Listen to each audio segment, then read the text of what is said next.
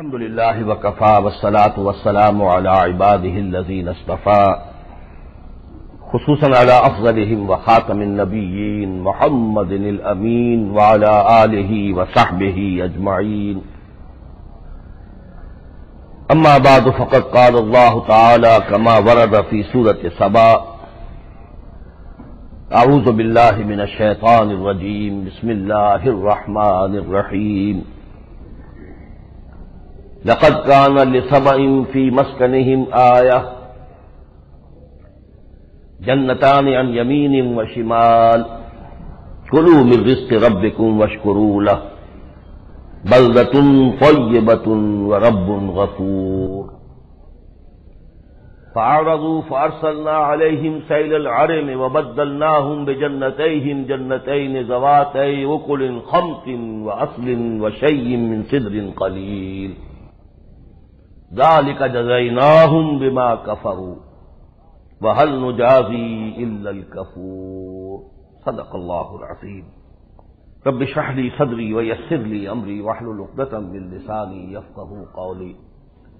اللهم ربنا ألهمنا رشدنا واعذنا من شرور أنفسنا. اللهم أرنا الحق حقا وارزقنا اتباعه وأرنا الباطل باطلا وارزقنا اجتنابه. اللهم وفقنا لما تحب وترضى وتقبل منا فإنك خير المتقبلين آمین یا رب العالمین. آپ کو معلوم ہے کہ آج ماہ شعبان کا آخری جمعہ ہے. اس مناسبت سے تو ہونا یہ چاہیے تھا کہ آج رمضان مبارک کی فضیلت، روزے کی حکمت، غرض و غایت، اس کی عظمت، اور چونکہ رمضان مبارک جو ہے وہ نزول قرآن کا مہینہ ہے تو قرآن کی عظمت، قرآن کی فضیلت، قرآن کے ساتھ اپنے تعلق کی تجدید کا مہینہ ہے. یہ اس حوالے سے ان موضوعات پر گفتگو کی ضرورت تھی. لیکن ایک تو جیسا کہ پہلے بھی میں نے کئی بار کیا ہے کہ ان موضوعات پر جو میری تحریریں یا تقریریں چھپ چکی ہیں وہ خاص طور پر اس موقع پر پیش کر دی جاتی ہیں مطالعے کے لیے. یہ مضامین میں بہت تفصیل کے ساتھ مختلف اسلوبوں سے، مختلف عنوانات سے، مختلف ترتیب سے بیان کر چکا ہوں. آج بھی شاید میں کچھ نہ کچھ اس کا خلاصہ بیان کرتا، لیکن میں چونکہ اعلان کر چکا تھا کہ بنگلہ دیش کا سفر اگر ہو گیا، جب میں نے اعلان کیا تھا گزشتہ سے پیوستہ جمعے میں، تو اس وقت تک مجھے یقین نہیں تھا کہ مجھے ویزا مل جائے گا. لیکن یہ کہ وہ ویزا الحمدللہ کہ مل گیا اور حالات بھی اس کے لیے سازگار اللہ تعالیٰ نے کر دیے، تو میں نے بنگلہ دیش کا سفر کیا. وہاں اگرچہ کوئی بہت بڑا جلسہ تو نہیں، لیکن یہ کہ بہت سے اجتماعات میں، چھوٹے چھوٹے اجتماعات میں بڑی مفصل گفتگویں ہوئی، جس کا کہ اثر گلے پر آپ لوگ محسوس کر رہے ہوں. بہرحال اس اعتبار سے میں نے جیسا کہ اعلان کیا تھا، میں آج اسی موضوع پر گفتگو کروں گا. اخبار میں اس کا اعلان کر چکا ہوں. البتہ دو کتابچے یہاں لے آئے گئے ہیں. عظمت صوم پر میری ایک تحریر ہے، بہت مختصر ہے، لیکن دین کے فلسفہ اور حکمت کے اعتبار سے نہایت جامع اور نہایت اہم ہے. اصل جو سوال میں نے اس میں اٹھایا ہے وہ یہ ہے کہ ایک حدیث قدسی ہے کہ باقی تو جتنے بھی نیک اعمال ہیں، نماز ہے، زکوٰۃ ہے، انفاق ہے، اس کا اجر تو 10 گنا سے لے کر 700 گنا تک ملے گا انسان کو. لیکن اللہ فرماتا الا الصوم، سوائے روزے کے. فإنه لی وأنا أجزی بہ یا انا اجزا بہ، سوائے روزے کے کہ وہ خاص میرے لیے ہے، میں ہی اس کی جزا دوں گا. اچھا، جزا تو نماز کی بھی اللہ ہی دے گا، لیکن اس کو اس طریقے سے بھی پڑھا گیا ہے اجزی بہ اور اجزا بہ، صرف زیر زبر کا فرق ہے. میں خود ہی اس کی جزا ہوں. روزے کے نتیجے میں انسان مجھے حاصل کر سکتا ہے، یعنی وہ تقرب الہی کا مؤثر ترین ذریعہ ہے. روزے کی جزا میں خود ہوں. سوال پیدا ہوتا ہے کہ ایسا کیوں ہے؟ کیا نماز اللہ کے لیے نہیں ہے؟ کیا انفاق اللہ کے لیے نہیں ہے؟ کیا جہاد اللہ کے لیے نہیں ہے؟ یہ مسئلہ جو ہے اس کی مختلف تعبیرات کی گئیں جن کی میں نے نفی کی ہے. مطلب یہ کہ روزے میں ریاکاری نہیں ہو سکتی، نماز میں ریاکاری ہو سکتی ہے، ہر چیز میں ہو سکتی ہے.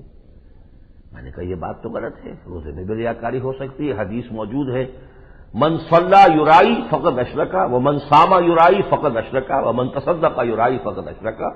جس نے نماز پڑھی دکھانے کے لیے اس نے شرک کیا، جس نے روزہ رکھا دکھانے کے لیے اس نے شرک کیا. تو کوئی فرق تو نہیں.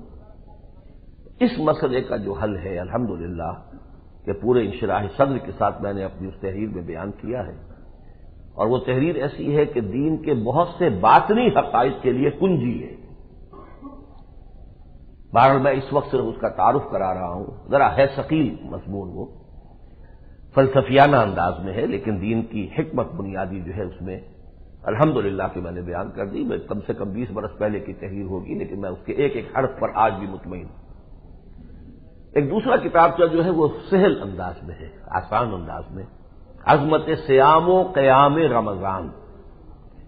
اس میں یہ بات واضح کی گئی ہے کہ رمضان کے پروگرام میں صرف روزہ نہیں شامل ہے بلکہ رات کا قیام بھی شامل ہے.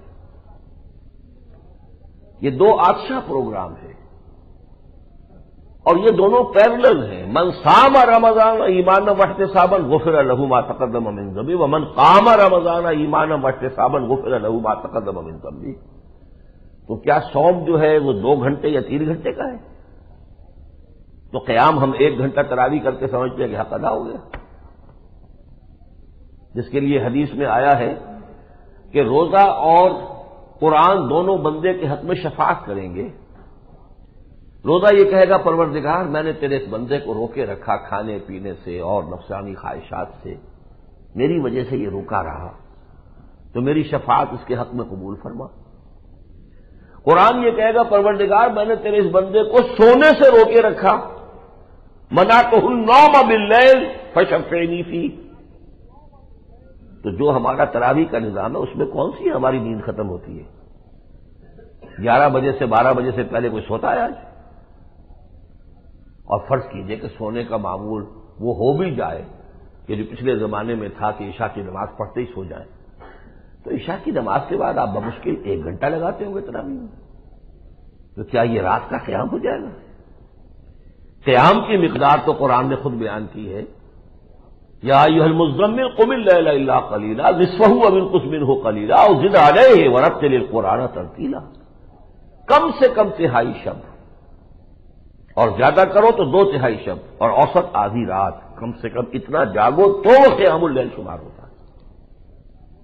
حضور صلی اللہ علیہ وسلم نے حضرت سلمان فارسی رضی اللہ تعالیٰ عنہ کی روایت کے مطابق شعبان کے آخری دن ایک خطبہ دیا تھا.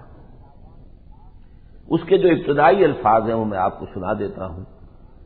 میں آپ کو وہ الفاظ شعبان کے آخری جمعے میں سنا رہا ہوں. حضور نے وہ خطبہ شعبان کے آخری دن دیا تھا، لیکن یہ شعبان کا آخری جمعہ ہے. حضور نے خطبے میں ارشاد فرمایا تھا یا ایھا الناس قد اظلکم شہر عظیم شہر مبارک شہر فیہ لیلۃ خیر من الف شہر جعل اللہ صیامہ فریضۃ وقیام لیلہ تطوعا. اے لوگوں تم پر سایہ فگن ہو گیا ہے ایک مہینہ شہر عظیم، بڑی عظمتوں والا مہینہ، شہر مبارک برکتوں والا مہینہ. یہ لفظ قرآن مجید میں آتا ہے ماہ مبارکہ، یا پھر قرآن کے لیے کتاب انزلناہ الیک مبارک لیدبروا آیاتہ. تو قرآن مبارک، رمضان مبارک، فیہ لیلۃ خیر من الف شہر. اس میں تو ایک رات ایسی بھی ہے کہ جو 1000 مہینوں سے افضل ہے. یہ سب کو معلوم ہے، قرآن مجید کے اندر اس کی پوری صورت موجود ہے. انا انزلناہ فی لیلۃ القدر. تو اس کے لیے جتنے دن باقی رہ گئے ہیں ذہنی اور نفسیاتی تیاری کے لیے اگر بھی میرے یہ دونوں کتاب سے آپ مطالعہ کر لیں گے تو انشاءاللہ تعالی وہ ایک تیاری ہو جائے گی، ذہنی تیاری ہو جائے گی، نفسیاتی تیاری ہو جائے گی. اور آپ پھر رمضان مبارک کی برکات سے اور فضیلتوں سے زیادہ سے زیادہ متمتع اور مستفید ہو سکیں گے۔ لیکن جیسا کہ میں نے اخبار میں اعلان کیا اور میں ابھی بھی عرض کر چکا ہوں کہ میرا آج کی گفتگو کا عنوان جو ہے وہ سفر بنگلہ دیش کے تاثرات و مشاہدات، اور خاص طور پر جو وہاں محصور پاکستانی ہیں، کیمپوں میں محصور، جنہیں عام طور پر بہاری مسلمانوں کے نام سے لوگ جانتے ہیں، ان کی جو حالت زار ہے وہ مجھے آپ کے سامنے بیان کرنی ہے۔ اس سفر کا جو پس منظر ہے، اس کا جو سبب بنا، اس کی جو تقریب ہوئی، وہ یہی ہوئی کہ پاکستان میں کچھ لوگوں نے ایک ایسوسی ایشن بنائی ہوئی ہے، کمیٹی بنائی ہوئی ہے، Pakistan citizens national committee for repatriation of stranded Pakistanis. یہ کمیٹی بنائی گئی ہے کہ جو پاکستانی محصور ہیں وہاں پر، ان کو واپس اس ملک میں لانے کے لیے، پاکستان میں لانے کے لیے انتظام کیا جائے، اہتمام کیا جائے، حکومت کو آمادہ کیا جائے۔ اس کے لیے کمیٹی جو ہے، اس کے چیئرمین جو ہے وہ جناب مجید نظامی صاحب ہیں۔ یہ 11 آدمیوں کے نام ہیں، اس میں جو فاؤنڈر ممبرز ہیں ان میں چیئرمین ہیں مجید نظامی صاحب روائے وقت والے، اور ایک صاحب جو اس کے اندر اصل روح رواں ہیں، جنہوں نے تو معلوم ہوتا ہے کیونکہ وہ خود بہار سے تعلق رکھتے ہیں، سید حسن شریف صاحب۔ وہ سید حسن شریف صاحب کے جو ہمہ وقت اس کام میں لگے ہوئے، اور ان کے ساتھ میاں ظفیر احمد صاحب، ان سے آپ حضرات واقف ہوں گے، نوائے وقت میں ان کے کالم چھپتے رہتے ہیں۔ وہ بھی بہار کے رہنے والے ہیں، بہار سے مشرقی پاکستان منتقل ہوئے تھے، پھر وہاں سے یہاں پہنچ گئے۔ اکتوبر کے مہینے میں یہ دونوں حضرات میرے پاس آئے، انہوں نے مجھ سے اپیل کی کہ یہ جو کام ہم کر رہے ہیں آپ بھی اس میں ہمارے ساتھ شامل ہوں، اور ایک دفعہ جا کر آپ وہ حالت زار جو ہے محصور بہاریوں کی یا محصور پاکستانیوں کی اپنی آنکھوں سے دیکھ کر آئیے، تاکہ پھر جو کچھ آپ کہیں وہ قلندر ہرچے گوید دیدہ گوید، پھر وہ بات جو ہے وہ شنید کے درجے میں نہ ہو صرف، بلکہ آپ کے دید کے درجے میں۔ شنیدہ کہ بود مانند دیدہ، سنی ہوئی بات جو ہے ظاہر بات ہے کہ دیکھی ہوئی شے سے کہ برابر نہیں ہو سکتی۔ انہوں نے اس انداز سے یہ بات مجھ سے کہی کہ میں انکار نہیں کر سکا، میں نے وعدہ کر لیا۔ انہوں نے یہ بھی کہا کہ ہم دونوں آپ کے ساتھ چلیں گے۔ میاں ظفیر احمد صاحب بیچارے مجھ سے عمر میں بڑے ہیں، لیکن انہوں نے کہا آپ کی ویل چیئر میں یعنی کھینچوں گا یا دھکیلوں گا۔ میں نے کہا نہیں خیر مجھے اس کی ضرورت نہیں، میں اپنے ساتھ کسی نہ کسی اپنے رفیق کو لے جاؤں گا، لیکن یہ کہ میں نے وعدہ کر لیا کہ میں نے اپنے پروگرام میں کچھ دن جو ہے دسمبر کے، میں اس وقت جا رہا تھا امریکہ، ہمارا وہاں تنظیم اسلامی نارتھ امریکہ کا سالانہ اجتماع تھا ہیوسٹن ٹیکساس میں۔ میں نے اس کا پروگرام ان کو بتا دیا کہ میں واپس آؤں گا 7 نومبر کو، اور اس کے بعد پھر جو ہے میرا کچھ پروگرام، پھر میں جا سکتا ہوں دسمبر کے مہینے میں آپ کے یہاں، آپ چلیں۔ طے ہو گیا۔ اب میں جب واپس آیا ان سے رابطہ کیا تو سید حسن شریف صاحب یہاں بہت مصروف تھے، انہوں نے بھی معذرت کی کہ میں ساتھ نہیں جا سکتا، لیکن آپ ضرور جائیں خدا کے لیے۔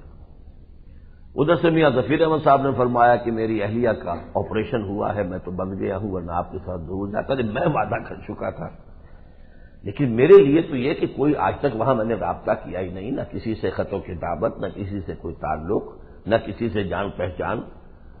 تو انہوں نے یہ ضرور کیا کہ 2 افراد سے رابطہ کیا۔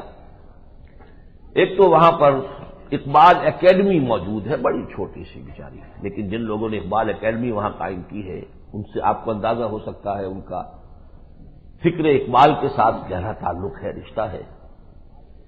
ورنہ بنگلہ دیش میں تو اصل میں جو سر پر چڑھ کر جادو بولتا ہے وہ یا تو ٹیگور کا ہے اور یا پھر قاضی نصر الاسلام کا ہے۔ مسلمانوں میں سے قاضی نصر الاسلام اور ہندو ٹیگور تو چونکہ پوری دنیا کے اندر ایک ادبی شخصیت، نوبل پرائز ونر، وہ تو ایک بہت ہی عظیم شخصیت تھی، اگرچہ بہت متعصب انسان تھا، لیکن یہ کہ قاضی نصر الاسلام وہ اگرچہ مسلمان تھے اور اچھے ان کے جذبات تھے، لیکن یہ کہ بہرحال جو ہمارے ہاں نیشنلزم کی شکل بن گئی ہے جیسے ہمارا سندھی مسلمان بھی بمشکل اقبال کو کوئی مقام دینے کے لیے تیار ہوتا ہے، اسی طریقے سے وہاں بھی صورتحال یہی ہے۔ علامہ اقبال کو اون کرنے والے بہت کم ہیں، لیکن جو لوگ ہیں اندازہ ہوتا ہے کہ ان کی پھر بڑی گہری وابستگی ہے۔ تو اس کے جنرل سیکریٹری ہیں عبد الواحد صاحب، ان سے انہوں نے حسن شریف صاحب گئے تھے کچھ دن پہلے وہاں، تو میرا تعارف کرا دیا تھا اور ایک دعوت نامہ بھی لے لیا تھا۔ ایک ہے وہاں پر جو رابطہ عالم اسلامی کا دفتر جو وہاں کا ہے، وہ وہاں بہت ایکٹیو ہے۔ پاکستان میں رابطہ عالم اسلامی کی اس طرح کی ایکٹیویٹی نہیں ہے، پر دفتر تو ہے اسلام آباد میں اس کا ایک، لیکن وہاں وہ کوئی ہسپتال بھی چلاتے ہیں اور جو بھی کام ہے رفاہی کام کافی بڑے پیمانے پر رابطہ وہاں پر کر رہا ہے، اگرچہ اب اس میں کمی آ رہی ہے، ان کے ہاں بھی فنڈز کی اب کمی ہے۔ تو یہی عبد الواحد صاحب جو ہے اس کے اگرچہ چیئرمین جو ہے اس کے جو وہاں کا رابطہ آفس ہے وہ میر قاسم علی ہے، لیکن عبد الواحد اس کے پی آر او بھی ہیں، اس رابطے کے پبلک ریلیشنز آفیسر۔ یہ دونوں حضرات، پھر ان کے ایک دوست ہیں حفیظ الرحمان صاحب، بڑی پڑھی لکھی شخصیت، ان دونوں نے ہمیں ریسیو کیا، اور واقعہ یہ ہے کہ 4-4.5 دن ہمارے ساتھ نتھی رہے اور ہماری تمام ضروریات کا خیال رکھا، اگرچہ میں نے کوئی بوجھ ان کے اوپر اپنے خرچ کا نہیں آنے دیا۔ وہ بہت مصر تھے، اپنی جیب سے خرچ کرنا چاہتے تھے، میں نے اپنے ہوٹل کا بل اپنا جو بھی تھا وہ سارا کا سارا خود ادا کیا۔ میں نے کہا یہ میں بوجھ، آپ نے اتنا وقت مجھے دے دیا، یہی بڑی بات ہے۔ لیکن جس محبت کے ساتھ انہوں نے میرا ساتھ دیا ہے، اور پھر وہاں کے سب سے بڑے ہوٹل میں میر قاسم علی صاحب نے ایک عشائیہ دیا، اس پر ان کے ہزاروں روپے خرچ ہوئے ہوں گے، تو میں نے اس کے بعد وہاں شعر ان کو سنایا تھا ایک، اور دونوں کو بہت پسند آیا، میر قاسم علی کو بھی عبد الواحد صاحب کو بھی، پھر انہوں نے لکھ بھی لیا۔ سفر ہے شرط مسافر نواز بہ تیرے، ہزار ہا شجر سایہ دار راہ میں ہے، بہت پسند آیا ہوں۔ ارادہ تو کرو شرط سفر کا۔ ایسا ہی ایک بہت عمدہ شعر ہے خواجہ الطاف ہرونی، جو مرشد تھے، پیر تھے شیخ معین الدین اجمیری رحمۃ اللہ علیہ کے، خواجہ معین الدین اجمیری رحمۃ اللہ علیہ، ان کا ایک شعر ہے، تیمی شودی رہ بدرخشیدن برقے ماں بے خبراں منتظر شم و چراغے۔ یہ راستہ تو بجلی کے دمکنے سے چمکنے سے بھی طے ہو جائے گا، ہم بے خبر لوگ ہیں جو بیٹھے رہتے ہیں کہ کوئی شمع ہو چراغ ہو تب قدم بڑھائیں گے۔ قدم تو بڑھاؤ، اللہ تعالیٰ بجلی کی روشنی دے دے گا، اس سے راستہ دیکھ لو گے۔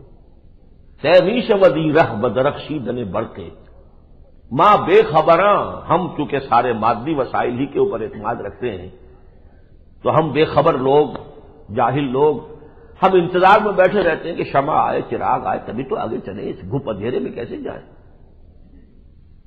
اسی طرح کا یہ شعر ہے بہت عمدہ کہ سفر ہے شرط مسافر نواز بہ تیرے۔ میں نے میاں ظفیر صاحب سے بھی، انہوں نے بہت ہی لجاجت کے ساتھ معذرت کی کہ میں نہیں جا پا رہا آپ کے ساتھ، اور حسن شریف صاحب نے بھی، میں نے کہا میں نے ارادہ کر لیا میں تو اب جاؤں گا۔ بہرحال میرا یہ سفر جو ہوا ہے بنگلہ دیش کا پہلا سفر تھا،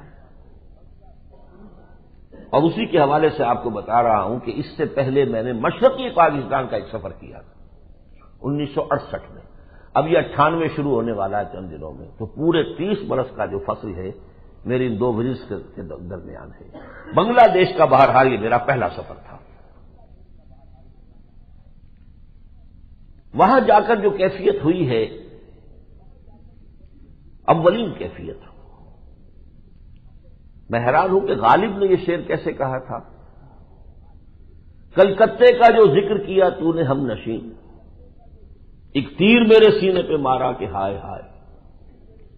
وہاں جا کر ہر لمحہ یہ خیال رہا یہ مشرقی پاکستان تھا، اور آج بنگلہ دیش ہے۔ اردو کا نام و نشان نہیں ہے، اردو سے انہیں چڑ ہے۔ سارے جو سائن بورڈز ہیں وہ بنگلہ میں لکھے ہوئے، بنگلہ ہندی سے مشابہ ہیں، تو میں نے تو ان سے کہا بھی کہ میں تو یہ محسوس کرتا ہوں کہ میں ہندوستان کے کسی شہر میں ہوں، لیکن ہندوستان میں بھی اکثر و بیشتر جگہوں پر انگریزی کا استعمال زیادہ ہے، وہاں انگریزی بہت کم، سارے سائن بورڈز جو ہیں وہ خالص بنگلہ کے اندر۔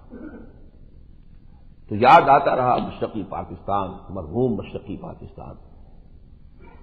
تاریخ کی ایک فلم سی تھی کہ جو ذہن پہ کے سامنے چلتی رہی۔ وہ جگہ بھی دیکھی، نواب سر سلیم اللہ خان کا وہ مکان جہاں 1906 میں مسلم لیگ کی ولادت ہوئی تھی۔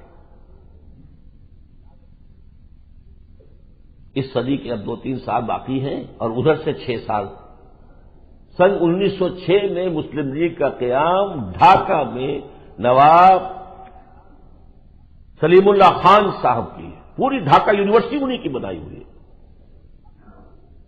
اور وہ ابھی تک کھڑے ہوئے ہیں، ان کے وہ ہالز، ان کے ہاسٹلز، ان کی عمارتیں، لیکن وہ ساری کی ساری جو ہے سلیم اللہ خان صاحب۔ بہرحال نمبر 1 تو یہ کہ مسلم لیگ کی ولادت ڈھاکہ میں ہوئی۔ نمبر 2 یہ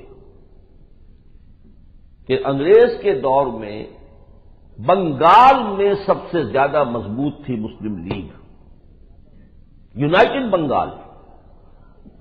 یونائٹڈ بنگال کا معاملہ بالکل وہی تھا تقریباً جو کہ یونائٹڈ پنجاب کا تھا، کہ مسلم اکثریت بس ایسی تھی 56%، 44%، 55%، 45%، جیسی تھی نا پنجاب کی بھی تھی۔ مسلمان 56% تھا، 44% غیر مسلم تھے، تقریباً یہی وہاں تھی۔ لیکن یہاں مسلم لیگ کی منسٹری ایک دن کے لیے قائم نہیں ہوئی، اور وہاں طویل ترین عرصے تک مسلم لیگ کی منسٹری رہی، خواجہ ناظم الدین جیسا درویش آدمی۔ تو مسلم لیگ کتنی گہری تھی ان کے ذہنوں میں، ان کے دلوں میں، ان کی نفسیات کے اندر کس قدر گہری جڑیں تھی مسلم لیگ کی اور اس قومی تحریک کی، اس کا آپ اس سے اندازہ لگائیے۔ پھر ایک بات اور سوچیے، مفکر پاکستان، مصور پاکستان اور مبشر پاکستان علامہ اقبال ہے، معمار پاکستان، مؤسس پاکستان، بانی پاکستان، قائد اعظم ہے۔ لیکن یہ مصور و مفکر و مبشر پاکستان جب 1930 میں اس نے خطبہ دیا ہے الہ آباد میں، تو صرف مغربی پاکستان کا ذکر کیا تھا، مشرقی پاکستان کا کوئی ذکر موجود نہیں ہوتا۔ اس وقت تک ہندوستان کے مسلمانوں کی یہ حیثیت نہیں تھی کہ اقبال جیسا ویژنری بھی یہ تصور کر سکتا کہ 2 خطوں پر مشتمل پاکستان وجود میں آئے گا، جو انہوں نے کہا اپنے خطبے میں کہ یہ ڈیسٹنی ہے کہ ایک آزاد مسلمان ریاست قائم ہوگی at least in the north west of India. بس گویا کہ جو تصور تھا علامہ اقبال کا، جس کو انہوں نے دیکھا ہے، وہ پاکستان وہی تھا جو آج بھی موجود ہے اللہ کے فضل سے۔ یہ اللہ تعالیٰ کی طرف سے قرآن مجید میں بار بار چیزیں آئی ہیں کہ اللہ کے فضل و کرم کی کیفیت یہ ہوتی ہے کہ جو انسان مانگتا ہے وہ تو دیتا ہی ہے، مزید اور دیتا ہے۔ اہل جنت کے لیے آتا ہے لہم ما یشاؤون فیہا ولدینا مزید، جو وہ چاہیں گے وہ تو انہیں مہیا کر ہی دیا جائے گا، ہمارے پاس تو اور بھی بہت کچھ ہے جس کا وہ تصور بھی نہیں کر سکتے۔ اس لیے کہ جنت کی نعمتوں کے بارے میں اصل نعمتیں ایک تو یہ ہے نا جو حور و قصور اور یہ پھل اور یہ دودھ اور وہ یہ چیزیں وہ ہیں جو ابتدائی جنت کا معاملہ ہے، یہ نزل ہے۔ نزل عربی زبان میں کہتے ہیں جب مہمان آئے نازل ہو، جیسے ہی نزیل ہو، گھوڑے سے اترا، اونٹ سے اترا، نازل ہی ہوتا ہے نا، کار سے اترا، آپ کے گھر میں داخل ہوا، تو جو فوری طور پر موسم کے اعتبار سے ٹھنڈا یا گرم پیش کرتے ہیں، یہ نزل ہے۔ اور پھر اہتمام کر کے ضیافت کے لیے جو بھی کوشش ہوتی ہے مہمان نوازی، وہ ضیافت کہلاتی ہے، یہ نزل ہے۔ یہ ساری چیزیں جو قرآن مجید میں بیان ہوئی یہ جنت کے صرف نزل ہیں۔ اصل نعمتیں کون سی ہیں؟ ما لا عین رأت ولا اذن سمعت وما خطر علی قلب بشر، حضور کے الفاظ ہیں۔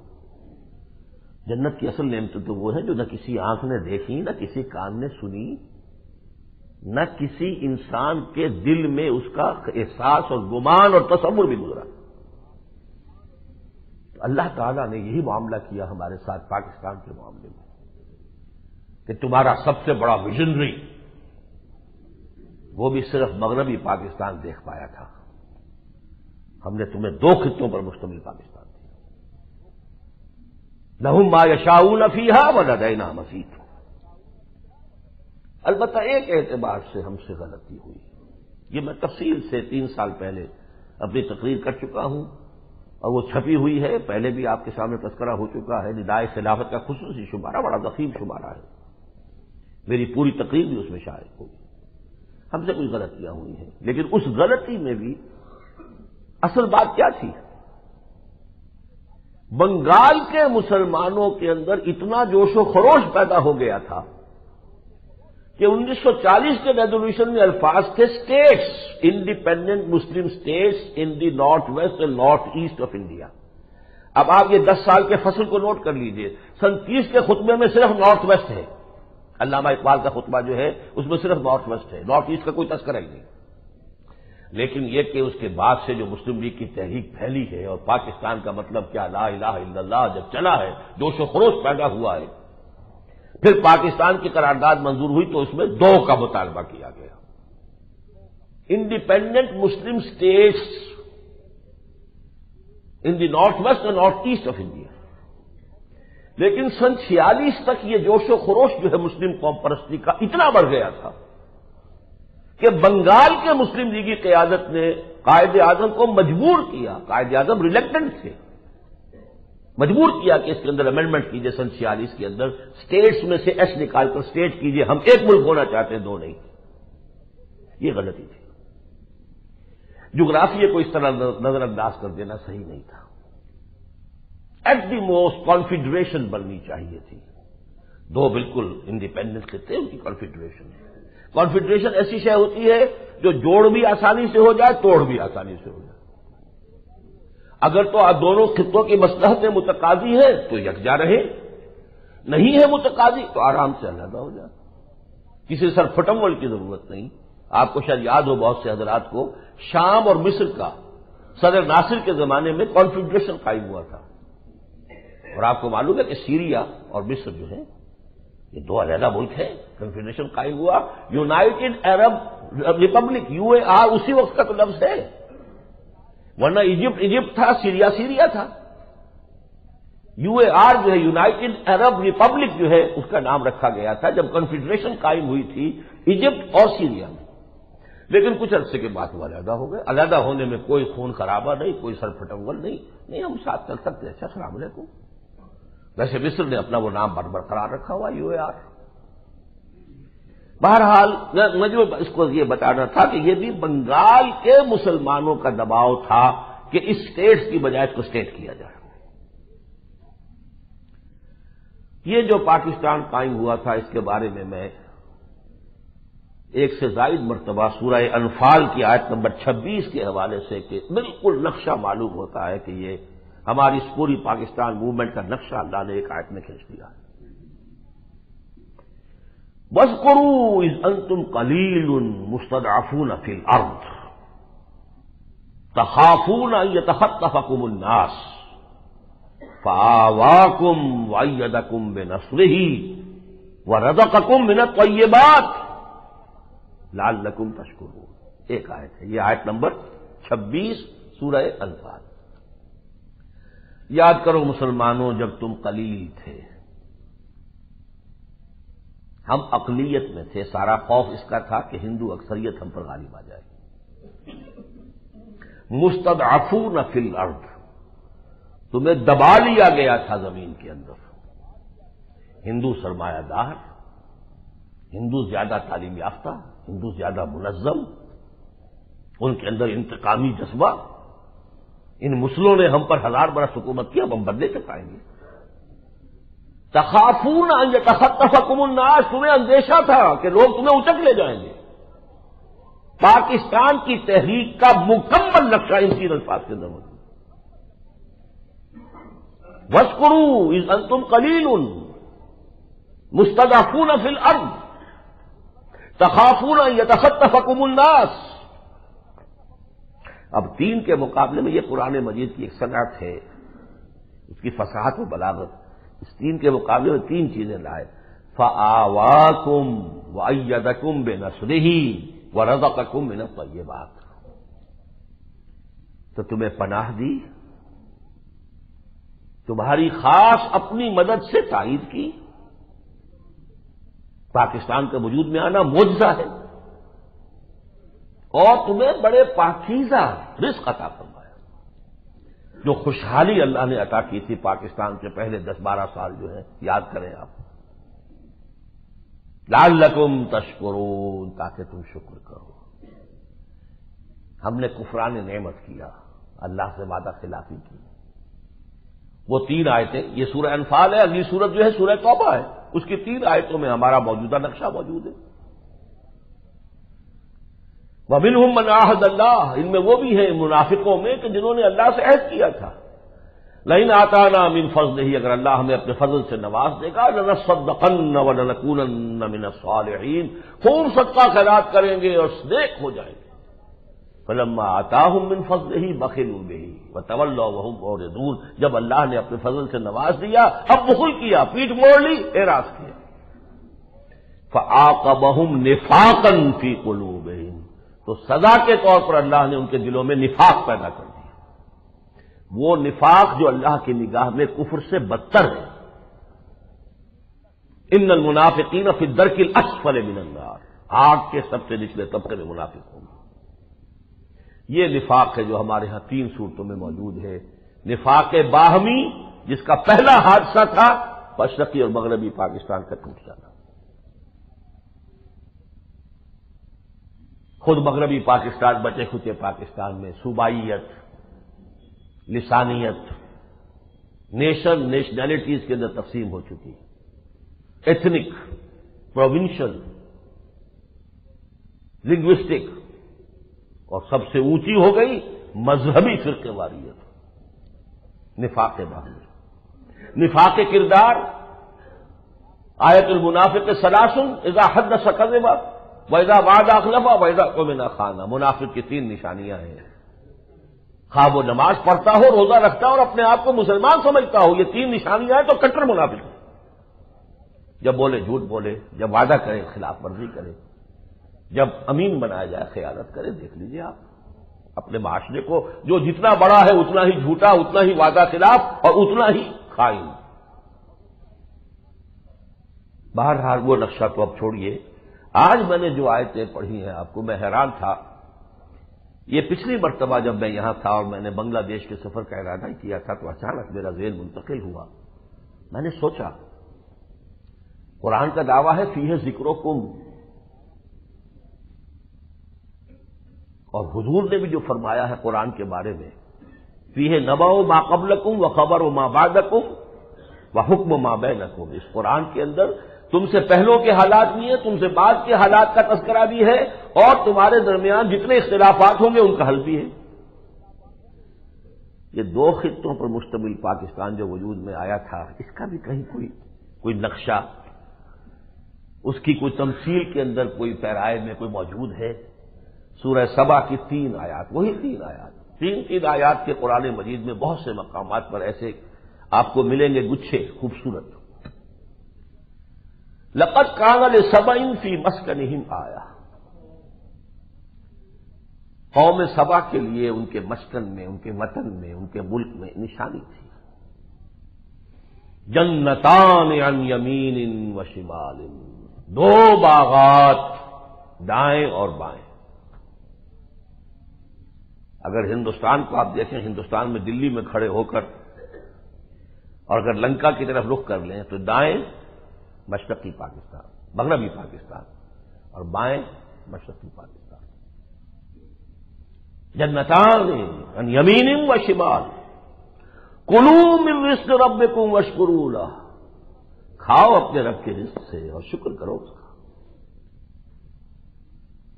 بلدۃ طیبۃ، بڑے ہی زرخیز، بڑے ہی مبارک خطے ہیں یہ جو اللہ نے تمہیں عطا کی۔ ورب غفور، اور پروردگار تمہارا بخشنے والا، خطاؤں سے درگزر فرمانے والا ہے۔ فأعرضوا، وہ اعراض کا لفظ آ گیا۔ ومنهم من عاهد الله لئن آتانا من فضله لنصدقن ولنكونن من الصالحين فلما آتاهم من فضله بخلوا به وأعرضوا وهم معرضون۔ اعراض، فَأَعْرَضُوا، اب انہوں نے رخ پھیر لیا ہماری طرف سے. فَأَرْسَلْنَا عَلَيْهِمْ سَيْلَ الْعَارِمِ، ہم نے ان پر ایک بند کا سیلاب بھیج دیا. وہ سیلاب، وہ تو پانی کا سیلاب تھا. ہم پر بھی جو سیلاب آیا تھا 71 میں، خاص طور پر مشرقی پاکستان میں آگ اور خون کا سیلاب، ہم نے نہیں محسوس کیا اس کو. 93,000 مسلمان کڑیل ہندو کے قیدی بنے. اندرا گاندھی کو کہنے کا موقع ملا، we have avenged over 1000 years defeat, ہم نے اپنی 1000 سالہ شکست کا بدلہ چکا لیا. مسلمان جرنیل امیر عبداللہ خان نیازی اپنے ہاتھ سے یوت الجزیت عن ید وہم صاغرون جھک کر اپنا ریوالور پیش کرا. جگجیت سنگھ اروڑا فارسلنا علیہم سیل العارم میں وبدلناہم، اور ہم نے بدل دیے ان کی جگہ ان دونوں کے باغات میں جنتین، جنتین ذوات اکل خمط واصل وشیء من صدر قلیل. ہم نے وہ جو باغات تھے دو ان کو اجاڑ کر اور ان کی جگہ پر اب 2 جنگل اگائے، جن میں کچھ کڑوے کسیلے قسم کے پھلوں والے درخت بھی ہیں، کچھ جیسے کہ جھاڑیوں میں پیلو لگتے ہیں، پیلو اور ڈیلے اس طرح کی چیزیں بھی ہیں، اور بہترین چیز بس اس میں رہ گئی بیری، بس کچھ تھوڑی سی بیری. ذالک جزیناہم بما کفروا، یہ بدلہ ہم نے انہیں دیا تھا ان کے کفران نعمت کے باعث. وَهَلْ نُجَازِي إِلَّا الْكَفُورَ، اور ہم سوائے کفران نعمت کرنے والوں کے یا کفر کرنے والوں کے اور کسی کو ایسا بدلہ نہیں دیا کرتے. اچھی طرح سمجھ لیجئے، مشرقی پاکستان پر میں بھی بعد میں ذرا وضاحت سے عرض کروں گا، بھارت کا تسلط اس وقت مکمل ہو چکا ہے بنگلہ دیش پر. ہمارا کیا حال ہے وہاں کا معاملے کو بعد میں تفصیل سے بیان کروں گا. جہاں بھی سمجھ لیجئے جو حالیہ کرائسس ہوا ہے جو ابھی تک جاری ہے، عدالتی کرائسس تو ختم نہیں ہوا ابھی، اور عزت نام کی نہیں رہی، ڈھیلے کی نہیں رہی. پوری دنیا کے آپ اخبارات کے تبصرے پڑھ رہے ہوں گے. وہ ہوا جو دنیا میں کہیں نہیں ہوا. 3 برس تک یاد نہیں تھا کہ کوئی چیف جسٹس جو ہے وہ آؤٹ آف سینیورٹی لسٹ بنا دیا گیا. بڑے خوش تھے اس کا فیصلہ جو اگر بے نظیر کے خلاف آیا تھا تو بغلے بجا رہے تھے. ہیرو تھا سجاد علی. اب یاد آیا کہ نہیں تھا، وہ تو سینیورٹی لسٹ کے خلاف بن گیا تھا. پہلے ہی اپنی کون سی تھی ایسی آبرو، پر شب کی منتوں نے تو کھو دی رہی، صحیح کوئی عزت نہیں رہی.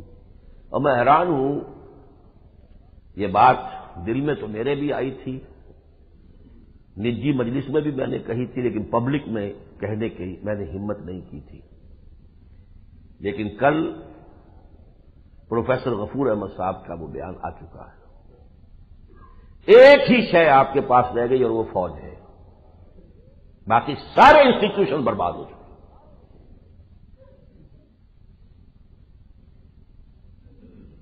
اور فوج کے اندر بھی ہو سکتا ہے کہ کوئی پروفیسر غفور صاحب کا بیان جو سنایا، اب اس کو تقسیم کرنے کی سازشیں ہو رہی ہیں. میں نے یہ تو کہہ دیا تھا آپ سے اپنی اس تقریر میں 15 دن پہلے کہ جو صورت بن گئی تھی اس کا ایک امکان یہ تھا، اگر فوج پروٹیکشن دیتی چیف جسٹس کو اور صدر صاحب کو تو پولیس ادھر تھی، فوج اور پولیس کا ٹکراؤ ہوتا، جیسے کہ ہوا تھا جب نواز شریف صاحب چیف منسٹر تھے پنجاب کے، بے نظیر کی حکومت تھی سینٹر میں، ایک موقع آ گیا تھا. یا پھر فوج سے ٹکراتی. اللہ نے دونوں چیزوں سے بچا لیا، اللہ کا فضل ہے. لیکن یہ کہ پروفیسر غفور صاحب بہرحال وہ ان لوگوں میں سے ہیں، ان کی پالیسیوں سے مجھے اختلاف ہو، لیکن بہرحال ان کا آنا جانا ہے، کوریڈورز آف پاور جنہیں کہتے ہیں، سیاسی لوگوں سے ملنا جلنا ہے، اٹھنا بیٹھنا ہے، اوپر کے حلقے میں گھومنا پھرنا ہے. میرا تو نہیں ہے، انہوں نے یہ بات کہی ہے. لیکن یہ میں آپ سے کہہ چکا ہوں کہ شمالی اور جنوبی پاکستان کے درمیان تریڑ پڑ گئی. سجاد علی شاہ بھی سندھی، جسٹس جونیجو بھی سندھی، اور اب اس پر جلتی پر آگ پر تیل، اب صدر کے لیے بھی Punjabi. Chief of army staff بھی پنجابی، بلکہ یہ کہا گیا تھا 30-40 کلومیٹر کے اندر اندر کے لوگ ہیں یہ، تارڑ صاحب بھی اور صدر صاحب بھی، ہونے والے صدر اگر ہو گئے، وزیر اعظم بھی پنجابی۔ اس کا رد عمل کیا ہوگا؟ کچھ لوگوں کے بیانات دبے دبے آنے شروع ہو گئے ہیں۔ بہرحال اس میں سب سے بڑا مسئلہ جو اس آیت کے حوالے سے میں آپ کو بتانا چاہتا ہوں، اگر یہ کالا باغ ڈیم نہ بنا، جتنے بھی لوگ واقف ہیں ان کا کہنا یہ ہے کہ صحرا بن جائے گا پورا پاکستان، خاص طور پر پنجاب، ریت اڑے گی، یہاں پر کچھ نہیں اڑے گا، اور وہ نہیں بن سکتا۔ کبھی کہتے ہیں بم سے اڑا دیں گے، کبھی کچھ اور کہتے ہیں، کبھی ہماری لاش پر بنے گا، کبھی یہ کہ اگر بنا تو ہم راز سارے کھول دیں گے نواز شریف صاحب کے، وہ میں تو نہیں جانتا وہ کیا کچھ ہے راز، اللہ جانے۔ کبھی الطاف حسین دھمکی دیتے ہیں کہ ہم کھول دیں گے، ہم سے کیا کیا وعدے کیے ہیں تم نے، کبھی وہ ولی خان دھمکی دیتے ہیں کہ اگر ذرا تم نے کیا تو ہم بتا دیں گے تم نے ہم سے کیا کیا وعدے کیے۔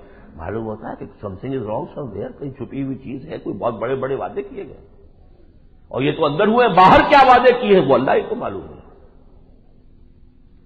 بہرحال یہ جان لیجئے کہ اگر خدا نہ خواستہ یہی شکل جاری رہی تو ایک طرف تو بریک اپ اور دوسری طرف پنجاب،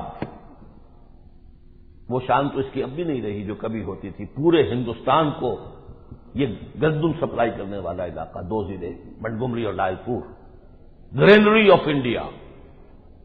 آج حال کیا ہے؟ آج آپ گندم درآمد کر کے کھاتے ہیں، اور اگر یہاں پر یہ نہ بنا تو یہ بالکل الفاظ جو میں آپ کو سنا رہا ہوں، فَبَدَّلْنَاهُمْ بِجَنَّتَيْنِ جنتین ذوات اکل خمط وَأَصْلٍ وَشَيْءٍ مِّن صِدْرٍ قَلِيلٍ، جیسے یہ ہوتا تھا جنگل پر پنجاب میں، جیسے جانگلی لوگ رہتے تھے، وہ جھاڑ جھکاڑ ہوتے تھے، ان میں بھینسیں پالنی، یہ ہو گیا، اللہ اللہ خیر اللہ۔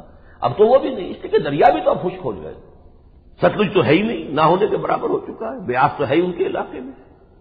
بہرحال میں اس میں زیادہ وقت صرف نہیں کرنا چاہتا، لیکن یہ آیات لقد کان لسبع فی مسکنہم آیہ جنتان عن یمین وشمال کلوا من رزق ربکم واشکروا لہ بلدۃ طیبۃ ورب غفور فأعرضوا فأرسلنا علیہم سیل العرم وبدلناہم بجنتیہم جنتین ذوات اکل خمط وأصل وشيء من صدر قليل ذلك جزيناهم بما كفروا وهل نجازي الا الكفور۔ بہرحال ابھی اس پر جو غلطی ہوئی تھی مشرقی پاکستان کی، اس کا تجزیہ تو میں نے جیسے عرض کیا میں 3 سال پہلے کر چکا ہوں، آج بھی کچھ لے آئے گئے ہیں پرچے اس کے ردائے خلافت کی خصوصی اشاعت کے، تاہم ابھی ایک موقع ہے، اللہ کا بڑا فضل ہے، ابھی بنگلہ دیش ایک بظاہر، کم سے کم بظاہر آزاد، خود مختار مسلم اکثریت کے ملک کی حیثیت سے موجود ہے۔ پاکستان اقبال نے جو دیکھا تھا وہ ابھی موجود ہے، انٹیکٹ۔ اس کے لیے وہی 3 کام ہیں جو کرنے کے ہیں۔ پہلے اس دستور کے اندر کی منافقت کو ختم کیا جائے، توپ کی منافقت یہ ہے، خالص اسلامی اس کو دستور کو بنایا جائے۔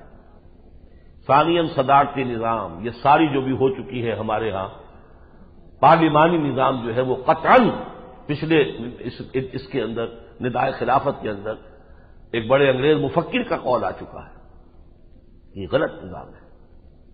تیسرے یہ کہ افغانستان کے ساتھ، اس میں بھی چونکہ ایک نئی بات ہوئی ہے، ربانی صاحب کو لایا گیا ہے، دباؤ ہے بہت حکومت پاکستان پر بیرونی، طالبان کا یہ اقتدار، کیونکہ وہ خالص مذہبی لوگ ہیں، یہ دنیا کو پسند نہیں ہے۔ یہ اللہ کا شکر ہے ایک وقت میں پاکستان نے طالبان کی حکومت کو تسلیم کر لیا، یہ اللہ کا شکر، اللہ کا بڑا فضل ہے۔ اگلا قدم اٹھنا چاہیے، افغانستان کے ساتھ کانفیڈریشن ہونی چاہیے۔ کنفیڈریشن کیا ہے؟ وہی چیز کہ جو انڈیپینڈنٹ بھی رہیں گے، مل جل کر تعاون ہوگا، کانفیڈریشن ہوگی، اگر نہ چل سکے تو آرام سے علیحدہ بھی ہو جائیں گے، نہیں کوئی بات۔ ویسے بھی تو آپ کو آخر گندم دینی پڑتی ہے وہاں کے، نہیں آپ کی گندم سمگل ہوتی ہے کہ نہیں؟ یہ کیوں شارٹیج ہوتی ہے یہاں آٹے کی؟ یہ سارے آپ کے سیاسیین جو ہیں وہی تو ہے کہ جو اسمگلنگ کراتے ہیں۔ آخر اتنی بڑی تعداد میں انسان وہاں بستا ہے، ورنہ وہ حملہ آور بھی تو ہو جائیں گے۔ بھوکا جو ہے، بھوکا بھیڑیا، وہ آخر کہاں جائے گا؟ کچھ تو کرے گا. اس حوالے سے ہماری کنفیڈریشن وہ بازو شمشیر زنگ واقعہ یہ کہ انہوں نے ثابت کیا ہے. 15 لاکھ جانیں جس قوم نے دے دی ہیں. پھر وہیں سے آتے رہے تھے نا. ابدالی نے آ کر مسلمانان ہند کو بچایا تھا مرہٹوں سے. ابدالی آیا تھا. پہلا پاکستان جو بنا تھا اس عرض ہندوستان میں وہ محمود غزنوی اور محمد غوری نے بنایا تھا نا. کہاں سے آئے تھے یہ؟ غزنی کہاں ہے؟ غور کہاں ہے؟ یہ ساری جو ہے پھر جو قطب الدین ایبک آئے تھے دلی میں پہلے مسلمان شہنشاہ کہاں سے آئے تھے؟ افغانستان سے آئے تھے. تو یہ جان لیجیے کہ یہ خطے نیچرل ہیں. ان کی طرف آگے بڑھنا چاہیے. ٹھیک ہے برہان الدین صاحب کو بلایا ہے, ٹھیک ہے ان کے ساتھ جو بھی ہے پروٹوکول بھی دیا گیا, مجھے کوئی اعتراض نہیں. لیکن اس سے آگے بڑھ کر اگر طالبان کی ریکگنیشن سے پیچھے قدم ہٹایا گیا تو بڑی غداری ہوگی پاکستان کے ساتھ اور اسلام کے ساتھ. میرے بہت سے بیانات آپ کو یاد ہوگا پرو ایران بیانات آتے رہے. میں نے ہمیشہ کہا کشمیر کا معاملہ امریکہ سے اور یو این او سے لے کر اپنے یہاں پر براہ راست گفتگو سے طے کیا جائے اور ایران اور چین کے گڈ آفیسز کو استعمال کیا جائے. لیکن یہ کہ طالبان کے ضمن میں جو روش ایران کی ہے مجھے وہ پسند نہیں ہے. انہیں تو مطمئن ہونا چاہیے تھا کہ ہم نے اپنی ایک حکومت قائم کر دی ہے, فقہ جعفری کی حکومت قائم کر لی ہے, تو اگر کوئی فقہ حنفی کی حکومت قائم ہوتی ہے تو کیوں اس سے کوئی دکھ ہو اور اسے تکلیف ہو. بہرحال یہ باتیں تو ہوئی. اب میں چاہتا ہوں کہ جو بھی تھوڑا سا وقت ہے اپنے بعض تاثرات اور مشاہدات بھی بیان کر دوں. میرا پہلا تاثر تو اپنی ذاتی کوتاہی کا بھی ہے اور عام طور پر بھی مغربی پاکستان یا پاکستان اب ہم اسے کہتے ہیں اس کے تمام لوگوں کا بھی ہے. ہم نے مشرقی پاکستان کو بھلا دیا. میں تسلیم کرتا ہوں میں مجرم ہوں اور اس کی شکایت انہوں نے کی ہے کہ آپ نے کوئی رابطہ رکھا ہم سے. وہاں بھی لوگ ہیں بڑی تعداد میں موجود ہیں, دبے ہوئے ہیں, بول نہیں سکتے, راؤ کا جال پھیلا ہوا ہے, لیکن انہیں شکایت ہے اور صحیح ہے. تو میں تو اپنی اس غلطی کو تسلیم کرتا ہوں اور میں نے فیصلہ کیا ہے. ابھی ایک میجر آپریشن ہونا ہے, کیا اس کا نتیجہ نکلتا ہے وہ اللہ کے علم میں ہے, لیکن اگر زندگی ہے اور صحت ہے اور کوئی اور رکاوٹ نہ ہوئی تو میں تو بار بار جاؤں گا. میں نے وہاں جا کر جو کچھ محسوس کیا ہے وہ یہ ہے, میں ابھی بعد میں عرض کروں گا کہ وہاں نظام خلافت کا قیام مغربی پاکستان کے مقابلے میں 10 گنا آسان ہے. یہ میں بھی عرض کروں گا. پہلا تاثر بیان کر رہا ہوں ابھی کہ اپنی کوتاہی کا اعتراف, اور ہمیں سب کو احساس ہونا چاہیے جو بھی مغربی پاکستان میں کھاتے پیتے لوگ ہیں, کوئی صاحب ثروت لوگ ہیں, انہیں جانا چاہیے. وزٹرز کی حیثیت سے جائیں, ٹورسٹ کی حیثیت سے جائیں, وہاں ان لوگوں سے ملیں جن کے اندر بھی پاکستانیت کے جراثیم موجود ہیں, جن کے دلوں میں اب بھی پاکستان موجود ہے, جو بھارت سے اس کے دباؤ سے اپنے آپ کو آزاد کرنا چاہتے ہیں. کوئی تعاون ہو سکے تعاون کریں, جو بھی شکل ہو سکتی ہو. کوئی سپورٹ, مورل سپورٹ بھی بہت ہوتی ہے. تو اس میں جیسا کہ میں نے عرض کیا پہلا میرا تاثر اپنی خطا اپنی کوتاہی کا ہے, اور اس میں میرا فیصلہ یہ ہے کہ انشاءاللہ اب یہ سلسلہ جو قائم ہوا ہے, جو میں کچھ دانے بکھیر کر آیا ہوں, کچھ بیج ڈال کے آیا ہوں, تو میں اس کو اس فصل کو آگے مزید سینچنے کی کوشش کروں گا. نمبر 2 تاثر میرا یہ ہے, جو میرا قدیم خیال تھا اس کی توثیق ہوئی ہے. نوٹ کر لیجئے, جہاں تک مذہبی جذبات کا تعلق ہے,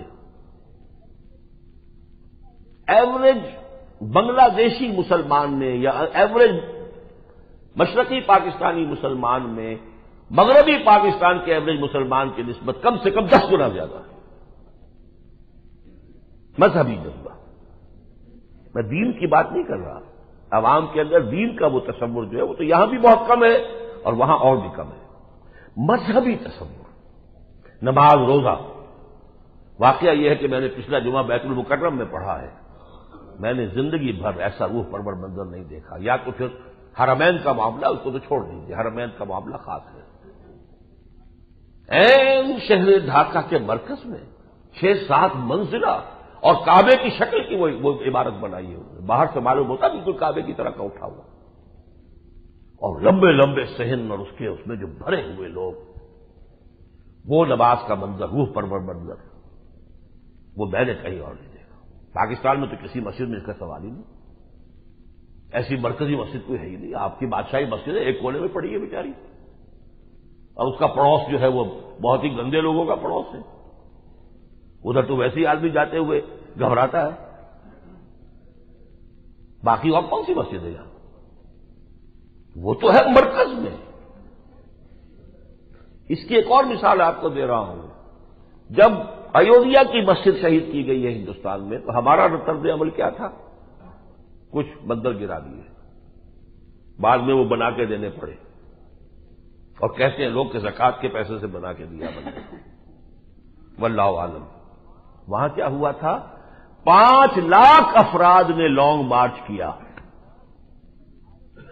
اور بالکل بھارت کی سرحد سے چند میل پہلے ان کو روکا گیا ہے، اور بنگلہ دیش کی پولیس نے فائرنگ کی ہے، 9 افراد جاں بحق ہوئے ہیں۔ وہ انڈیا میں مارچ کرنا چاہتے تھے۔ یہ ہے جذبہ، 5 لاکھ، نوٹ کیجیے۔ یہ جذبہ وہاں ہم سے بہت زیادہ ہے۔ جیسے پاکستان میں آپ یوں سمجھیے کہ پختون بیلٹ میں نماز روزے کا جو چرچا ہے وہ باقی اور کہیں نہیں، نہ سندھ میں، نہ پنجاب میں، بلوچستان میں تو سرے سے نہیں۔ آپ یوں سمجھیے کہ پورا بنگلہ دیش گویا کہ اس پختون بیلٹ کی مانند ہے، مذہبی اعتبار سے۔ میں دین کا لفظ عرض کر رہا ہوں، میں استعمال نہیں کر رہا، مذہبی اعتبار سے۔ لیکن ان کا یہ مذہبی جذبہ زیادہ منظم ہے۔ اس نے وہ شکل اختیار کی کہ 5 لاکھ افراد مارچ کر رہے ہیں، ہم نے یہاں پہ ہنگامے کر کے اور بلڈوزر لے کے، ہمارے کسی وزیر نے بھی فیصلہ آباد میں جو ہے بڑا کارنامہ سر انجام دیا تھا، ایک منظر توڑ دیا۔ تیسری بات ہے کہ جو میرا تاثر ہے کہ مشرقی پاکستان میں نظام خلافت کا قیام مغربی پاکستان سے کم 10 گنا آسان ہے۔ اس کی وجہ کیا ہے؟ میں یہ ساری جذباتی باتیں نہیں کہہ رہا۔ پہلی وجہ، وہاں صوبے ہیں ہی نہیں، صوبائیت کہاں سے آئے گی؟ یونٹری گورنمنٹ ہے، ایک پارلیمنٹ ہے، نہ 2 ہاؤس ہے، نہ وہ پروونشل اسمبلی، کچھ بھی نہیں۔ آبادی میں ہم سے کم نہیں ہے، زیادہ ہی ہے۔ یہاں تو صوبائیت کی لعنت نے اس ڈیم کے اوپر ارب روپیہ خرچ ہو چکا ہے، بار بار ریوائز ہوتی ہیں، ساری ایکسرسائز ہوتی ہے، سارے جو بھی نقشے ہیں وہ بنتے ہیں، پھر ٹھس کا ٹھس وہی کا وہی رہ جاتا ہے۔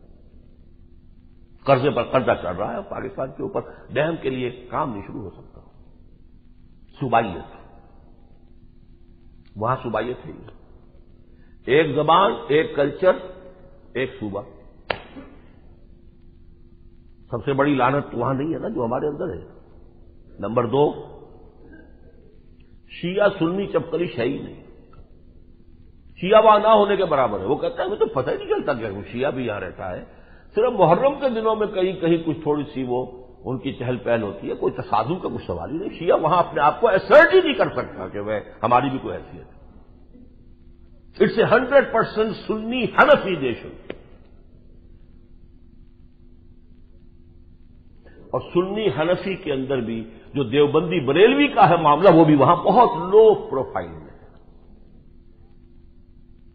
یہ 4 فیکٹرز ہیں جس کے نتیجے میں یہ سمجھتا ہوں آج سے کچھ عرصے پہلے، کوئی 10 سال پہلے، وہاں حافظ جی حضور کی ایک شخصیت ابھری تھی، اور خلافت کی تحریک انہوں نے شروع کی تھی، اور اس زمانے میں انہی حافظ جی حضور کی قیادت میں یہ 5 لاکھ کا جلوس گیا تھا۔ اگرچہ ان کے انتقال کے بعد پھر جیسا ہوتا ہے دینی جماعتوں میں اختلال ہوتا ہے، توڑ پھوڑ ہو جاتی ہے، کوئی ایسی شخصیت اگر نہ ہو جو سنبھال کر رکھ سکے، لیکن اب بھی خلافت مجلس کے نام سے وہاں ادارہ موجود ہے، اور مجھے خاص طور پر ان کے لیڈروں سے گفتگو کر کے بڑی خوشی ہوئی ہے۔ ان کے کارکنوں سے میں نے خطاب کیا ہے، اردو وہ نہیں سمجھتے، انگریزی میں کیا ہے۔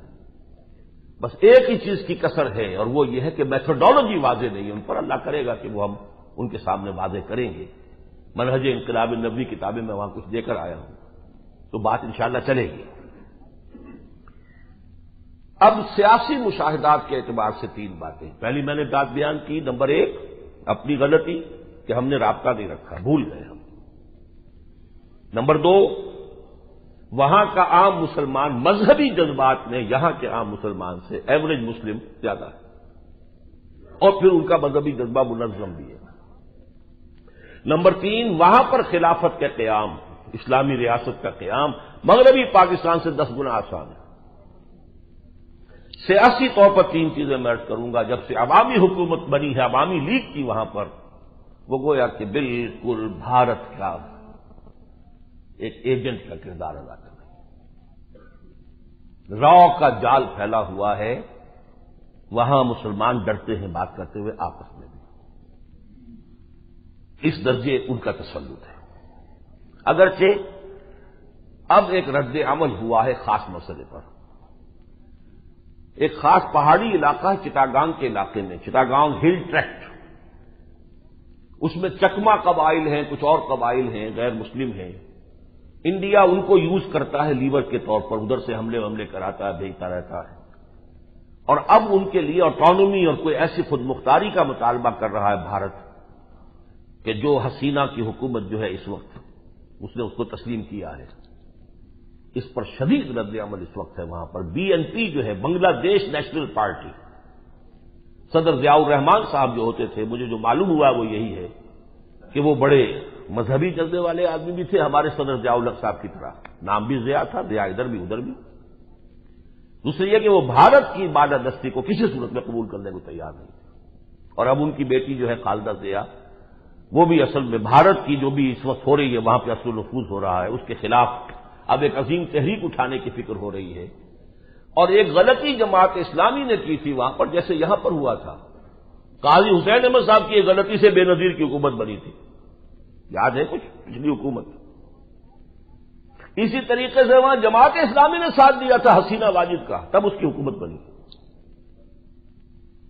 سیاسی غلطیاں بڑی بڑی ہو جاتی ہیں، لیکن یہ اللہ کا شکر ہے میں ملا ہوں پروفیسر غلام اعظم صاحب سے بھی، جماعت کے دفتر میں بھی گیا، وہاں کے لوگوں سے ملاقات کی، اب انہیں اپنی غلطی کا احساس ہو گیا ہے، اور اب وہ BNP کے ساتھ مل کر اس چٹاگانگ ہل ٹریک کی جو ٹریٹی کر رہی ہے حسینہ واجد، بھارت کے ساتھ اس کے خلاف تحریک چلانے کے لیے پر توڑ رہے ہیں، اور یہ آخری مقابلہ ہوگا ان کے مابین۔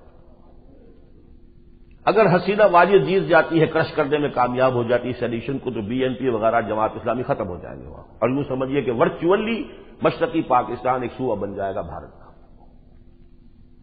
تو دعا کیجئے کہ اللہ تعالیٰ اس کے برعکس صورتحال وہاں پیدا کر دے۔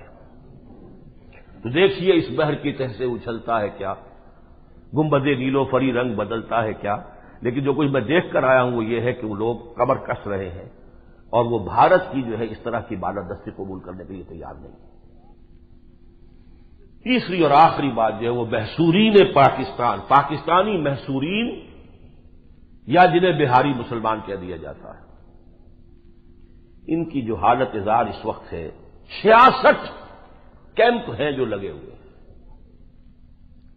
ان میں جو ڈھاکے کے قریب ترین ہے محمد پور کا کیمپ، جنیوا کیمپ، اس کا میں نے دورہ کیا، میں تو چل بھی نہیں سکتا، میری ویل چیئر کو عزیزم ڈاکٹر عبدالخالق دھکیلتے رہے، اونچی نیچی جگہ، ویل چیئر پہ چلنا بھی مشکل۔ میں بیان نہیں کر سکتا کس قدر گندگی، کس قدر غلاظت، 2-2, 3-3 فٹ کی گلیاں سی بنی ہوئی ہیں، نہ پانی کا وہاں انتظام ہے، وہ ہینڈ پمپ کے سوا کوئی اور پانی کی سپلائی نہیں ہے۔ 8x8 میکسیمم ہوتا ہے جو وہاں پہ ان کو خیمہ ملا ہو، جیسے حج میں جا کے ہوتے ہیں۔ اور ایک صاحب نے جو اچھے بڑے کہا، میں اپنے 4 جوان بیٹوں کے ساتھ اور اپنی بیوی کے ساتھ اس 8x8 کے کمرے میں رہ رہا ہوں۔ کمرہ کیا ہے، وہ معمولی سی سمجھ جھونپڑی، وہ بنائے ہوتے ہیں مچان سے، وہ نیچے ہے تو اس کے اوپر 4 پائیاں، 2 اوپر اور ہیں، مچانے ہیں، اور اتنا تعفن وہاں تھا۔ اور انہوں نے کہا کہ یہ تو ان تمام جو کیمپوں میں بہترین ہے، اسے کہا جاتا ہے پیرس آف دی کیمپس، تو قیاس کن سے گلستان بن بہارے مرا، اگر وہ پیرس تھا، میں کسی اور میں نہیں جا سکا، میں نے تو ایک ہی دیکھا، مجھے کہا گیا کہ پیرس ہے، تو باقی جو ہے ان کا آپ تصور کر لیجیے۔ واقعہ یہ ہے کہ وہاں جگہ جگہ آدمی جو ہے وہ گندگی کے ڈھیر دیکھ نہیں سکتا تھا، منہ پھیرتا تھا، اور مجھے افسوس کے ساتھ ایک شعر یاد آتا رہا، ادھر سے آج وہ گزرے تو منہ پھیرے ہوئے گزرے، اب ان سے بھی ہماری بے کسی دیکھی نہیں جاتی۔ ادھر سے آج وہ گزرے تو منہ پھیرے ہوئے گزرے، اب ان سے بھی ہماری بے کسی دیکھی نہیں جاتی۔ گندگی تھے، اب وہاں پہ بیماریاں پھیل رہی ہیں، ٹی بی پھیل رہی ہے، علاج معالجہ کچھ نہیں۔ جو کچھ ادارے قائم ہو اس نے کیے تھے رابطہ نے، اب وہ رابطہ کی اپنی، وہاں تو ان کی اپنی اکانومی سکڑ رہی ہے، سارا تیل تو ان کا پی گیا امریکہ، سارے ڈالر کھینچ کے لے گئے، کوئی اور ہے نہیں ہمت کرنے والا مسلمانوں میں۔ یہ صورتحال نہایت تشویشناک ہے، نہایت تشویشناک ہے۔ وہاں پر بھی ایک بنی ہوئی ہے stranded Pakistanis general repatriation committee, SPGRC، اس کے جو چیئرمین ہیں، سرپرست ہیں الحاج محمد نسیم خان، بوڑھے آدمی ہیں، 77 برس کی عمر ہے، جوش اور جذبہ ان کا دیکھنے والا ہے، اور پاکستان کے لیے جو جذبات ہیں۔ اور یہ بھی میں آپ کو بتانا چاہتا ہوں، لفظ مہاجر کے وہ دشمن ہیں، وہ الطاف کے خلاف بولتے ہیں، یہ میں کتاب چاہوں کے لے کے آیا ہوں الطاف حسین کے خلاف، کہ اس نے ہمیں مروا دیا، یہ مہاجر کا لفظ کیوں استعمال کرتا ہے؟ ہم پاکستانی ہیں۔ اور خاص طور پر وہ کہتے ہیں کہ ہمیں تو یہ پنجاب، یہ بس اب وہاں سے لایا چیزیں، ہمیں یہاں بسنا ہے، ہمیں کراچی اور الطاف کے ساتھ مل کر کہیں پہ بسنا ہی نہیں۔ تاریخی اعتبار سے میں آپ کو بتا دوں کہ نواز شریف صاحب کی جب پہلی حکومت تھی تو اس وقت اس میں کچھ ریپیٹریشن کا ایک سلسلہ شروع ہوا تھا۔ 1000 مکانات بنائے گئے میاں چنو میں، اور کچھ لوگ آئے، وہ 300 افراد آئے، 63 گھر آباد ہوئے۔ ابھی یہ 930 گھر موجود ہیں بنے ہوئے، خالی پڑے۔ وہ رک گیا تھا، بے نظیر آ گئی تھی، رک گیا مطلب۔ لیکن اب نواز شریف صاحب کو آئے ہوئے اتنے دن ہو گئے، کیوں شروع نہیں ہوا یہ کام دوبارہ؟ 24 کروڑ روپیہ اس وقت بھی موجود ہے، رابطے نے خاص طور پہ جو ٹرسٹ قائم کیا اس کے لیے 24 کروڑ روپیہ موجود ہے اس میں۔ واقعہ یہ ہے کہ مجھے رونا آتا رہا ہے وہاں کے حالات دیکھ کر۔ وہاں کوئی انور کمال صاحب ہوتے تھے جو پہلے ہمارے سفیر تھے، ان کی یہ لوگ بہت تعریفیں کر رہے تھے، وہ خود جاتے تھے کیمپوں میں، کوئی نہ کوئی کام کرتے تھے۔ اب کوئی وہاں پر ہے کرم الہی صاحب، میں تو جانتا نہیں، وہ ان کے کہنے کے مطابق ان کا مزاج جو ہے بہت اکڑفو مزاج ہے، ٹیلی فون کا جواب نہیں دیتے، اور 8 لاکھ روپیہ وہ پہلے جو تھے انور کمال صاحب، انہوں نے خاص طور پر ان کے اسکولوں کے لیے سینکشن کروا لیا تھا، لیکن یہ کرم الہی صاحب نے جا کر اس کو روک دیا، وہ ادا نہیں کر رہے۔ انہوں نے مجھے یہ خط دیا کہ یہ ہمارے 4 اسکول ہیں، یہ بند ہو جائیں گے اگر 15 لاکھ روپیہ ہمیں نہیں ملتا ہے 31 دسمبر تک، تو یہ جو ہم نے اپنے بچوں کے لیے، اس لیے کہ وہاں تو بنگلہ زبان ہے، ان کے پاس پاکستانی پاسپورٹ ہے، یہ اردو بولتے ہیں۔ انہوں نے اپنے جس طریقے سے بھی ہوا چند اسکول قائم کیے، اور انہوں نے بتایا ہے بہت خوفناک بات یہ ہے، ہمارے اسکول بند ہو رہے ہیں، ہمارے پاس فنڈ نہیں ہے، لیکن ہر کیمپ کے چاروں طرف عیسائی مشنریز نے اڈے لگا لیے، بچوں کو لے جاتے ان کے اسکولوں میں جا رہے ہیں، ان کے دین و ایمان کا جو معاملہ ہوگا اس کا ذمہ دار کون ہوگا؟ یہ 20 لاکھ افراد تھے شروع میں، ہوتے ہوتے اب وہاں پر کل 2.5 لاکھ کے قریب انسان رہ گئے، 2,38,000 ہیں غالباً کل، کوئی بڑی بات نہیں۔ اوکاڑا، چیچاوتنی، یہ میاں چنو اور کچھ اور جگہوں پر یہ پوری اسکیم بن چکی تھی کہ مکان بنے گے، 24 کروڑ جیسا کہ میں نے کیا روپیہ موجود ہے رابطے کے فنڈ کے اندر۔ تو انہوں نے مجھ سے یہ خواہش ظاہر کی تھی کہ جس طرح بھی ہو آپ ہماری یہ بات پہنچائیں، میرے پاس بھی پہنچانے کا کوئی اور ذریعہ تو ہے نہیں، میں میاں محمد شریف صاحب کو اپنی اس تقریر کا کیسے بھیج دوں گا؟ اب ان سے رابطہ تو مشکل ہے، اور یہاں کے جو ملکی معاملات کے اندر جو میں نے تنقیدیں کی ہیں شاید وہ اب مجھ سے ملنا بھی پسند نہ کریں۔ میں تو حق بات کہنے سے نہیں رک سکتا، مجھے اس سے کوئی دلچسپی نہیں، کسی کو بات میری پسند آتی ہے یا ناپسند ہوتی ہے، میں نے تو بات کہنی ہے۔ لیکن کڑوی بات سننے کے لیے تو حوصلہ چاہیے۔ بہرحال میں اپنی اس تمام حجابات کو ایک طرف رکھتے ہوئے یہ بہاری مسلمانوں کا، یہ پاکستانیوں کا پاسپورٹ پاکستانی ہے ان کے پاس، وہ کہتے ہیں ہم یہاں نہیں رہ سکتے، آپ چاہتے ہیں کہ ہم بھی وہی گانا گائیں یہاں پہ کھڑے ہو کر، بنگلہ دیش کا ترانہ، بنگلہ دیش کا ترانہ وہ ہے جو ٹیگور کا لکھا ہوا ہے، سونار بنگلہ عامی تمہیں بھالو باشی، یہ جو ہے یہ کس کا ہے؟ ٹیگور کا لکھا ہوا نغمہ، کسی مسلمان کا لکھا ہوا نغمہ نہیں۔ آپ چاہتے ہیں کہ ہم بھی کھڑے ہوں اور جو یہاں پر مارے گئے مسلمان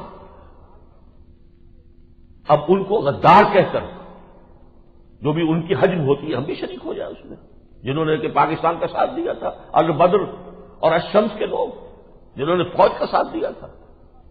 آپ یہ چاہتے ہیں کہ ہم بھی وہ 17 تاریخ کو یوم آزادی مناتے ہیں، اپنا آزادی ملی ہمیں پاکستان سے، ہم نے آزادی حاصل کی 17 دسمبر کو، یہ اللہ کا شکر ہے کہ میں وہاں گیا ہوں 17 دسمبر کی رات کو، وہ جشن اپنا وہ منا چکے تھے، تو آپ چاہتے ہیں کہ ہم بھی اس جشن میں شریک ہوں، ہم گوارا کرنے کو تیار ہیں، تو پاکستان میں آئے تھے، پاکستان جانا چاہتے ہیں، 2.5 لاکھ کے آنے سے یہاں پر قیامت آ جائے گی، اور وہ کہتے ہیں کہ ہمیں نہیں سندھ میں جانا، اگر سندھی ہمارے ساتھی جو ہیں مسلمان جو ہیں وہ پسند نہیں کرتا، پنجاب میں رہیں گے، جا کے دیکھ لیجئے وہ جو 63 گھر سے آباد ہے کہ نہیں، کام کر رہے ہیں اپنا، کما رہے ہیں اپنی زندگی جو ہے وہاں پہ، وہ اس وقت بھی تو آخر جی رہے ہیں، مزدوری کرتے ہیں، سائیکل رکشہ چلاتے ہیں، کچھ اور کرتے ہیں، جاتے ہیں باہر۔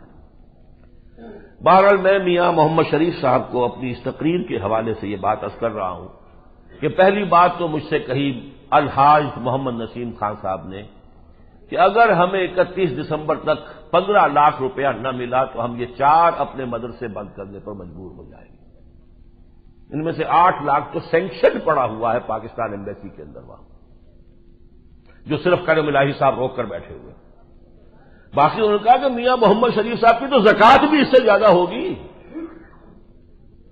کیا ہمارے مدرسوں کو جاری رکھنے کے لیے وہ اتنے پیسے نہیں بھجوا سکتے؟ تو میں تو اپیل کرتا ہوں کہ وہ ضرور بھجوائیں۔ اور نمبر 2 یہ کہ اگر پنجابی صدر نامینیٹ کرنے کا رسک لے سکتے ہیں کہ سندھی ناراض ہوتے ہیں تو ہوا کریں، چھوٹے صوبے والے ناراض ہوں تو ہوتے نہ کریں، تارڑ کو بنانا ہے ہم نے، ٹھیک ہے، یہ رسک لیا کہ نہیں لیا؟ تو اگر ہمارے پرانے سندھی مسلمان ناراض بھی ہوں تو رسک دیجئے، یہ تو پاکستانیوں کا معاملہ ہے، یہ ضمانت دیجئے، کوئی ایسا بندوبست کر دیجئے کہ وہ سندھ نہ جائیں، وہاں ان کے لیے ان کے شناختی کارڈوں پر ایسی مہر لگی ہوئی ہے کہ وہاں سندھ کے اندر پراپرٹی نہ خرید سکیں، چلیے بہت کچھ ہو سکتا ہے، اگر سندھی مسلمان ہی ناپسند کرتا ہے انہیں تو پنجاب کا دل تو کھلا ہے، میں نے آپ کو دکھایا یہ نقشہ ان کا ہے، یہ کتاب ہے الطاف حسین کے خلاف، یہ مہاجر کوئی کمیونٹی نہیں ہے، مہاجر کوئی نیشنلٹی نہیں ہے، یہ بہت غلط ہمیں بدنام کیا گیا ہے۔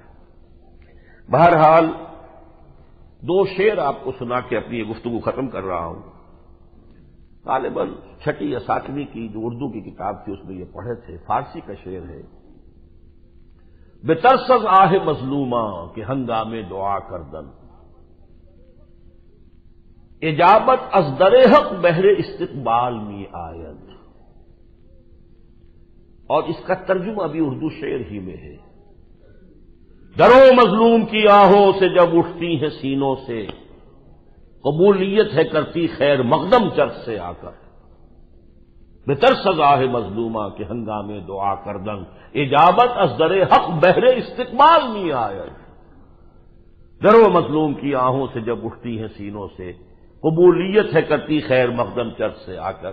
بہرحال میں جو کچھ کر سکتا ہوں وہ یہی ہے، اپنی اس گفتگو کا ٹیپ اور یہ جو میں کاغذات وہاں سے لے کر آیا ہوں یہ میں میاں شریف صاحب کو بھیج دوں گا، آپ دعا کریں کہ اللہ تعالیٰ ان کے دل میں بات ڈال دے اور ان کے ذریعے سے نواز شریف صاحب کے اور شہباز شریف صاحب کے دل میں ڈال دے بات، اور یہ مرحلہ جو ہے یہ ہماری تاریخ کا ایک بڑا بدنما داغ ہے، اس داغ کو تو بہرحال دھونے کی ہر ممکن کوشش ہونی چاہیے۔ اقول قولی ھذا واستغفر اللہ لی ولکم ولسائر المسلمین والمسلمات۔